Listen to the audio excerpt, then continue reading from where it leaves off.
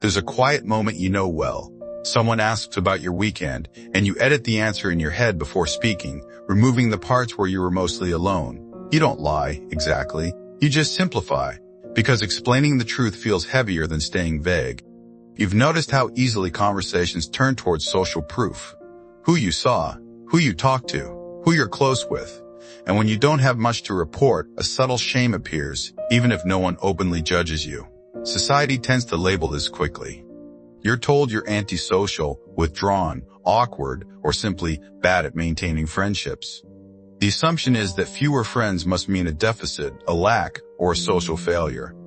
But that interpretation misses something important. Because the pattern of having few or no friends is often not random and not accidental.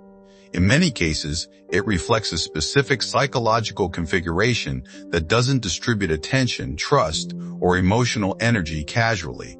For some people, social scarcity isn't a failure to connect. It's a filtering process that runs quietly in the background, long before friendships ever form. And that process often develops early, shaped by environment rather than choice. If you recognize yourself here, there are several traits that tend to cluster together. They're not common, and they're rarely visible from the outside, but together, they explain why your social world looks the way it does. Trait 1. You process people deeply, not broadly. You don't experience social interactions as light or disposable. Even brief conversations leave an imprint, and emotional signals linger longer than they seem to for others. Because of this, constant social contact can feel mentally noisy rather than energizing. This depth of processing means you rarely feel neutral about people.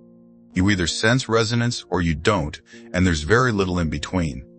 As a result, casual friendships often feel unsatisfying, even draining. Trait 2. Your nervous system learned early to self-regulate alone. Many people who have few friends grew up in environments where emotional support was inconsistent, subtle, or absent. You learned, often without realizing it, to contain your inner world rather than share it. Not because you wanted independence, but because it was safer. Over time, solitude became familiar, not always comfortable, but predictable. And predictability often feels calmer than connection that might disappoint or overwhelm. Trait 3. You're highly sensitive to social incongruence. You notice when people say one thing and mean another. You pick up on shifts in tone, pauses, and unspoken expectations. Small inconsistencies don't feel small to you. Because of this, many social environments feel performative. You sense the effort beneath the friendliness, the roles people slip into. And over time, being around that kind of emotional mismatch becomes tiring. Trait 4. Your identity isn't reinforced by group belonging. For many people, friendships function as mirrors. They reflect identity, values, and self-worth. But you learned early to build a sense of self without that reinforcement. This doesn't mean you don't value connection. It means your internal reference point developed independently of group feedback. As a result, the absence of friends doesn't collapse your sense of who you are, even if it feels noticeable. Trait 5.